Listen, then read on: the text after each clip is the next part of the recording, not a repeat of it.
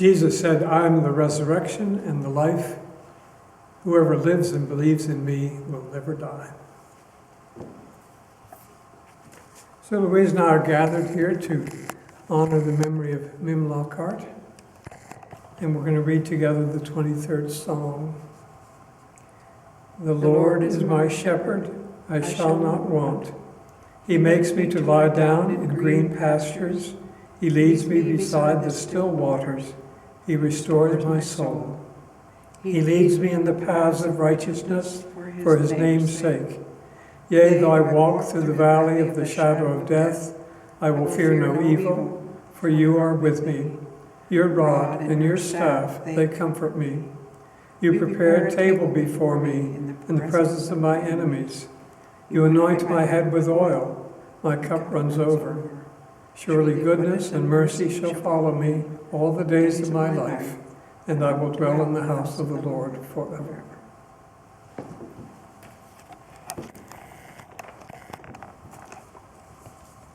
Just have a few lessons. First is Isaiah chapter 40. Have you not known? Have you not heard? The everlasting God, the Lord, the creator of the ends of the earth, neither faints nor is weary. There is no searching of his understanding. He gives power to the weak, and to those who have no might he increases strength. Even the youths shall faint and be weary, and the young men shall utterly fall. But those who wait on the Lord shall renew their strength. They shall mount up with wings like eagles. They shall run and not be weary. They shall walk and not faint. In the Secrets of Heaven, we read the true idea of divine infinity is instilled into the angels by their being instantaneously under the Lord's view with no intervening space or time, even if they came from the ends of the universe. And the true idea of divine eternity is instilled into them by the fact that thousands of years do not appear to them as a period of time, but almost as if they had lived for only a minute. Both ideas are also instilled by means of the fact that the present with them includes past and future together. Consequently, they have no anxiety about things of the future, nor do they ever have any idea of death, but only of life. And so their whole present includes within it the Lord's eternity and infinity. And one more reading, this is from Heaven and Hell. There are two things at the heart of heaven, innocence and peace. We say that they are at the heart because they come straight from the Lord. From innocence comes everything good about heaven, and from peace comes all the delight of that good. These two inmost qualities, innocence and peace, emanate from the Lord's divine love and move angels to their very core. Amen. I think of innocence and peace. Helped me to remember Mim. You know, I left Bernathen when Mim was 8 years old, so if I ever met her, I don't particularly remember. But Mim came into my life when she came to Laurel. And at Laurel, the first impression I had was that she was the invisible person. If you went into the rec hall and you didn't see anyone, that was Mim. She'd be back in the shadows. And it took me for a while to just really get to know the person underneath that quiet, shy exterior. I don't think she knows this, but Mim actually was a factor in one of the biggest changes we had at Laurel. One year, I was looking out at the parking lot in the camp, and I saw a man get in a car, and I realized that he was about to leave camp. And as far as I know, no one knew that he was leaving camp except him. And I went over and talked to him, and I think he actually stayed after that. But I thought, I don't like an organization in which a person can leave without anyone even knowing it. And then that was reinforced the same week when I looked out at the camp and I saw Mim standing in the middle of the camp. The rec hall was behind her, and over there was the check-in cabin and the dining hall here, and just standing alone. And I thought, that's not right. She's not connected. She's not connected. It's not right that people should be at the camp and have connections. So it was out of those two experiences and others that I decided we had to have family groups at Laurel, a place of belonging. And I think she really responded to that. I think she really, really came into her own when she made those really important connections. I've learned a little bit about her life. I don't know a lot, but I know that she was very effective with children. She had a wonderful sense of humor. And I know she had a brother that was killed when I think the boy was 8 years old, and that must have affected the family a lot. So she had her wounds. We all have our wounds, I guess. But it was wonderful to see her at Laurel, sort of overcoming those wounds and coming to be her real self. And of course, we both remember our last time at Laurel, when they were having a farewell, and different people were making speeches. And she gave one of the most effective speeches of any. The shortest. She moved up to the front and said, "You brought me from the back of the room to the front of the room." And everybody cheered. Great celebrations. So now she's left this earthly plane. And interesting to think about what her new life is like. You know, that innocence and peace. That I think she had a wonderful innocence about her. And the connections. Imagine her meeting her brother and all that. So it's good to be thinking about her and to celebrate her life. Now you've had some memories of Mim. I wonder if you'd share those. Yes. I'm very pleased to have a chance to talk about her and think about her. I haven't actually seen her for probably 30 years or more. But during all that time, we still maintained a tremendous feeling of friendship and support and love. And we would always send each other Christmas cards and really care about what happened to each other. And so it felt like we were closer than we were geographically. And a few times we would send a Christmas card and find out that she had moved and it didn't get to her, and weeks later it would come back to be returned to the sender. So that was always a sad moment when we realized that we didn't quite know where she was. But she always let us know eventually where she was and we could continue. She would just send the most loving messages in her Christmas cards.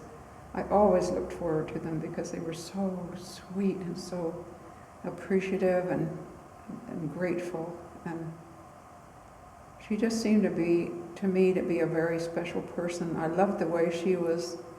To me, she seemed to be very genuine. She was not phony in any way. She was just Mim. And I just loved that.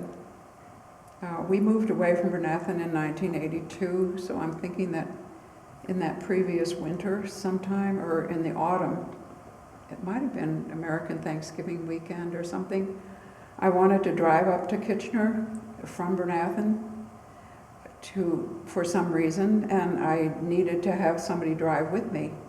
And for a while I couldn't find anyone, but then I found Mim, and she said, "Sure, I'll drive up with you, and I'll do some of the driving if you want." So it was fun. So it was about 10 hours up to Kitchener, 10 hours back.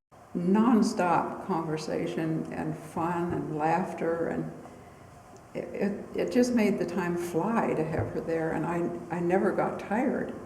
I was perfectly willing to hand over to her if I ever got tired, but I never did because she kept me so entertained and so full of energy that just didn't come up. There was one kind of crazy moment that we laughed about a lot, and that was when the windshield was icing up, and so I went into one of the rest stops and bought some stuff that you could spray on your windshield to keep it from getting icy.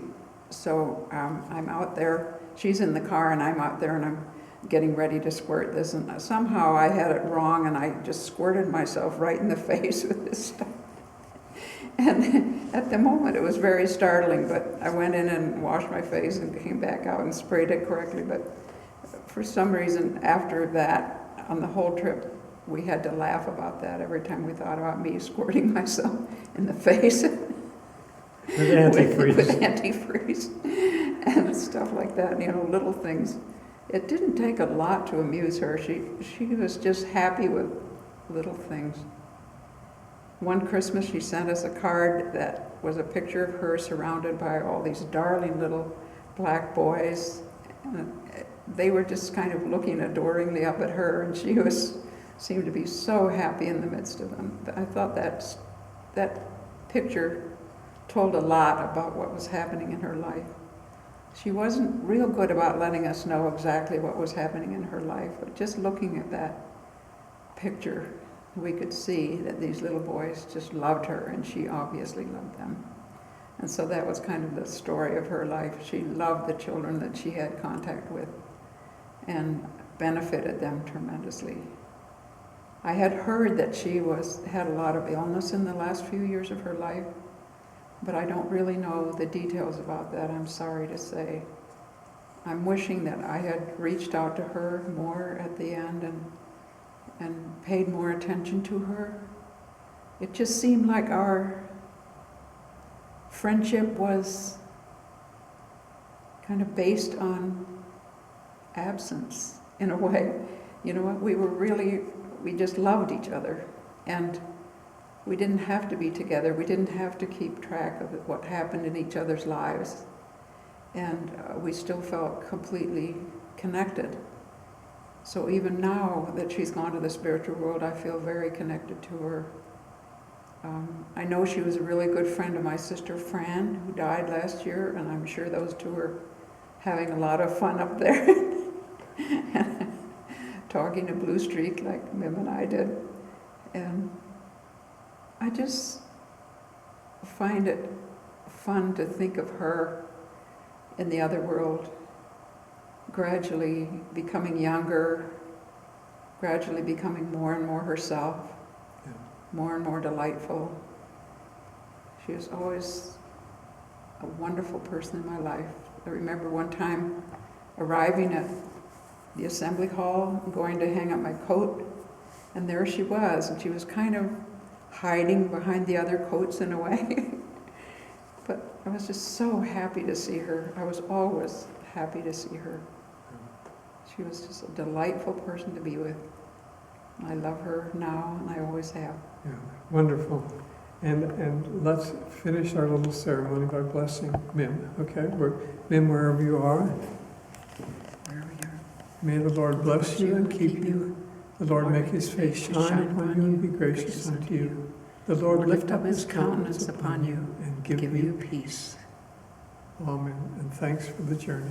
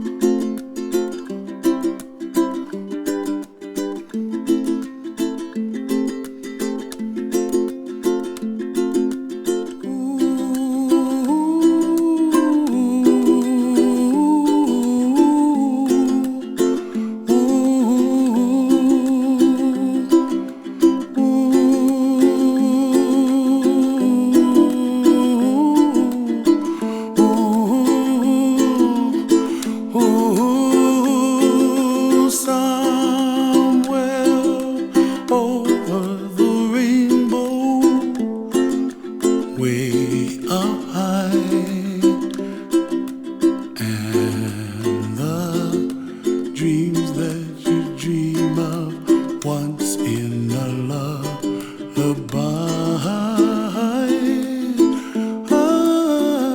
Oh, somewhere over the rainbow, bluebirds fly.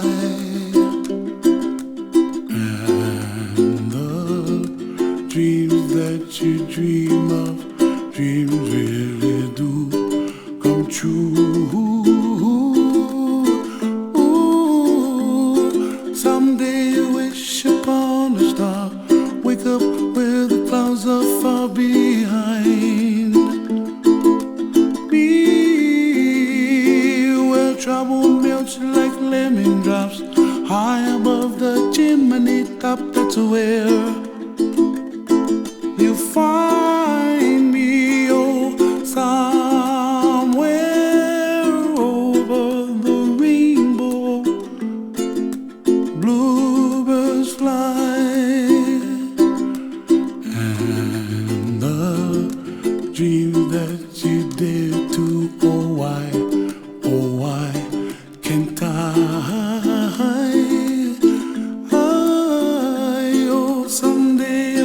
Upon a star, wake up where the clouds are far behind. Be where trouble melts like a lemon drops, high above the chimney top. That's where you find me, oh, somewhere over the rainbow, way up high, and the dreams that you dare to, why